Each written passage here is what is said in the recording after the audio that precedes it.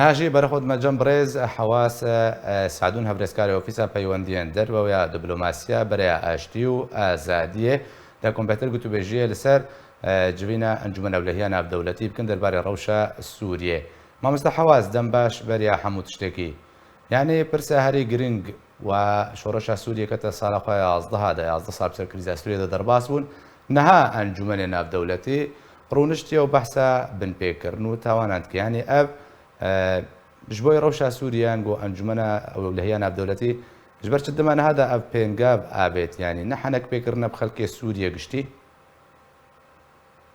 dem baş ketin bêguman yanî ev negara yekeme civakî danûstandin ser çêbên mesela bin pêkirinê li hundirê Sûrî de ji berî niha civat çêbûne her wiha li ser mesela bin pêkirina ser mesela karanîna çekê kîmyewî ser mesela girtiya ser mesela tiştên rojane yanî dezgehên xizmetguzarî rojane tên topbarankirin çê mesela pijîşkî de çê mesela xizmetguzarî de lê herî balkêş gumana me de heta niha civaka navdewletî nekariye arkê xwe rabê wek arkek ser bingeha wê hatî avakirin encumana navdewletî çawa parastina mafê mirov bêkirin çawa parastina tawana bêkirin ew hemî jî berçav herkesekî li hundirê Sûrî de çêbê û hê rêl pê bernakirtin lê tevlî wê jî em dibêjin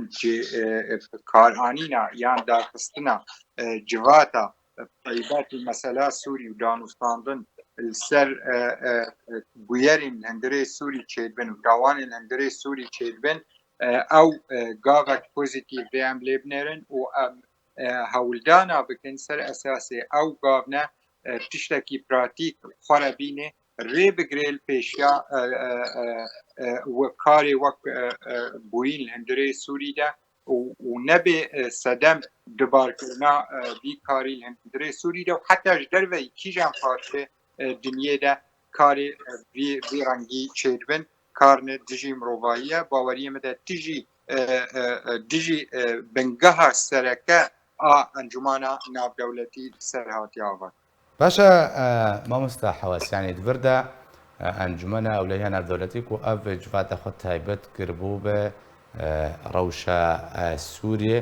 sizadana encamdaran jin bêjin ku nûnera Amerîka netewaniya girtî de jî ev gotin te kes kiriye yanî niha encumena ewlehiya navdewletî karê çi bike ji bo Sûriyan da ku rewş çareser bê û dadwerî berqerar bibe باوەریم de niha mesela sereket tê xwestin hinek welatên xwedî bandor li hundirê Sûrî de her wiha xwedî rol li hundirê encumana navdewletî de ew bêhtir hevkirinek dijwar e belkî ev nerîna nûnerê civaka navdewletî çavdêr e berpirsa Sûrî de gêr bêdirson yek tiştên sereke û mercên sereke tim tekezî serkê dibêje pêwîstiya hevkirinek navdewletî heye û taybet ew welatên xwedî rol li hundirê krîza Sûrî giştî de hek ew welat li hevdû nekin em dibînin heta encumana navdewletî ji ber sedemên yan rengê sîstema wê rêxistiniya encumana navdewletî zêdeyî carekî welatên xwedî rol yan welatê temîl hundirê encumanê de wek naskirîne hinek welatên edwiya wa daima li hundirê wê encumanê de vîto kar anîne nehişne biryar li hundirê wê encumanê de werêstandin ji ber wê yekê tiştê pêwîst yanî ev welat hinek li hevkirin nava çêbe ji ber rewş û girîs tev siyasî ye mixabin nemanê nêzîkbûnek ne mirovahî yani heta rewşa Sûrî giştî siyasiye bûyerê Sûrî çêdibê giştî siyasiye wê rewş û bûyerê siyasî ê xwe re çêdibê mafê mirova jî tê binpêkirin û dawiyê de encumana navdewletî bêçar dibe ber hebûna nerînên siyasî ê cida ew armancên sereke ê encuman û xwe li ser hatî avakirin تێکت چێ یعنی ji ber vîtohatên tê kar anîn ji ber wê yekê pîwîst e ji berî her tiştî ev encûman an ev welatên xwedîbandor rewşa Sûrî de li hevkirinek siyasî çêbe yani nêzîkbûnek nerîna siyasî ser rengê مامۆستا حواس لێ دەرێ ینی نەها بریارە ئەو لە ئەنجومەنی ئەو لە هەیە ناودەوڵەتی 2254 دەربارەی کریزا سووریە دڤردەک و دەما نەها ئەنجومەن دوو لە هەفکردنەکە نێزیکبوونەکە نابەرا وڵاتی دەستەوەردایان سووریەدا دەکەن دەگەڕێ چواتش بریارە وێرەمە ئەگەر بریار هاتی ئەستانەش بەرچە هەموو پابەندی وێ بریارە نابنە هەر بریار ژووی ئەنجومەنی دەرکەتەوە دەوڵەتن و ئەندامدا ئەنجومەندە بەێ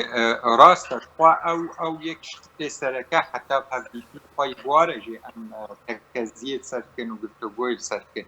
لێ مەخابن حتا هان نزیکبوونا هەر وڵاتێک شووە یان نەرینەوە یان تەفسیرەوەش هەر خاڵێکیش هەندرێ وێ خاڵێ 2254 گۆری بەرگەوەندیە وایە یعنی یەک تەفسیر ژێر نینە وا خاڵارە تەبلی هەموو تەکەزیە سەر پێکانینە بریارە 2254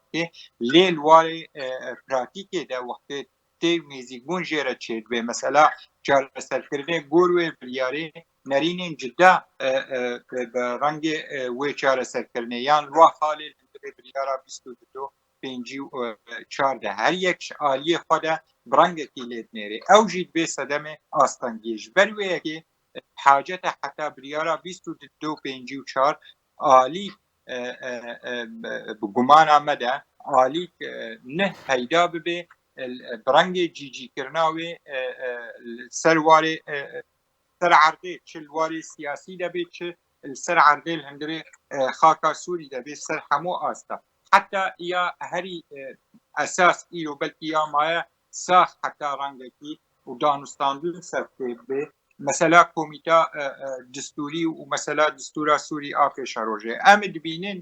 چ ڕەنگی نێزیکبوون سەرچێت بێ هەر جارێکی دڤردە ئەنجومەن ئەو لێ ناودەوڵەتی بەرژەوەندیان وڵاتان بهتر دپارێزێ مراعات دکیان بژن یانجی بەرژەوەندیان گەلێ سووریێ و ڕاستە بەوایەکی جددی لە دوو چارەسەریەکەش کریزە سووریێرە دەگەرە یانی وەکەکو خوایە بقاسی بەرژەوەندیە وڵاتان ئەوەی و دەستەوەردایان سووریە دەکەن لە جەم ئەنجومەن ئەو لە هێ ناودەوڵەتی گرینگە بەرژەوەندیە ملەت و گەلێ سووریە نەگرینگە جەموان زانی کەکێ زنار ڕاستی ئەف پرسەک بەلکی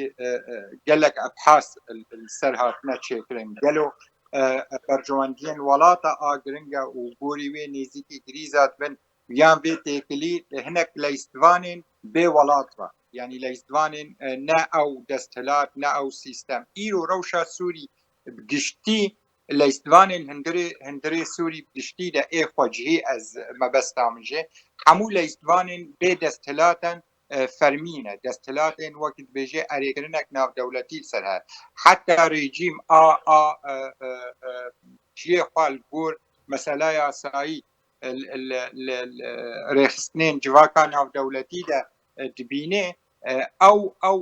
زەعیفە بەشێک مەزن ژوا وڵاتە اعترافێ هەبوونا وێ ناکرد بینێ مەسەلەک نەڕەوا و بڕاستیژی نەڕەوا بەرامبەری وێ تێکلیل بەشێن جدا جدا خەلکی سووری هەنە ئیرۆ گومانە مدە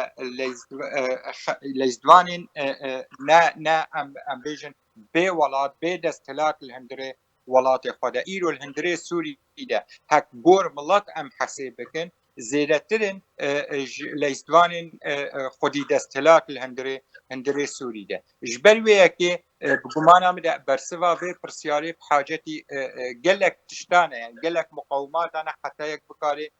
bersiva rastaqî bide tu nikarê bersivek rastaqî ji vê pirsê re bidê piqasî tu bikarê lê îstvanên hene li hundirê rewşa Sûrî giştî de bercewendiyê wa danê berhevdû her yek qasî nêzîkî vê meselê bidê gelo bercewendiyê welatên xwedî desthilat tinê ne yan bercewendiyê lê îstvanên bê desthilat jî li hundirê vê meselê de hene ew tu weka serkirdeyekî Kurd بهتر بەرژەوەندیان وڵاتان تێنە پاراستنیان بەرژەوەندیان گەلێن سووریە چاوت بینە گۆری پێشوە چوونە مەسەلا گەل ئیرۆ گومانە بدە بەرژەوەندیە گەل ئەوژی وەک چاوانی هێزی سیاسی پارچە بوونە لە هەندێک سووریدا نەرینên siyasî parçe bûne hek dêna xwe bê îro nexşeya Sûrî yek sûretê Putin dadixê û çapka jê re dê û yek sûretê Nasrallah dadixê û yek sûretê Erdogan dadixê û yek sûretê nimûne ala Emerîkî dadixê yanî mixabin yanî ew heta milet jî nerînên wa hatine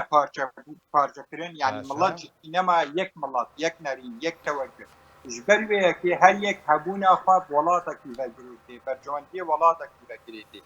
bercewendiyê miletê Sûrî giştî rasteqîne em lê binêrin mixabin nav linga de çûne yanî rasteqîne nav linga de çûye lê li ser erdê desthilatê li ser erdê hene her yek bercewendiyê xwe welatekî vegir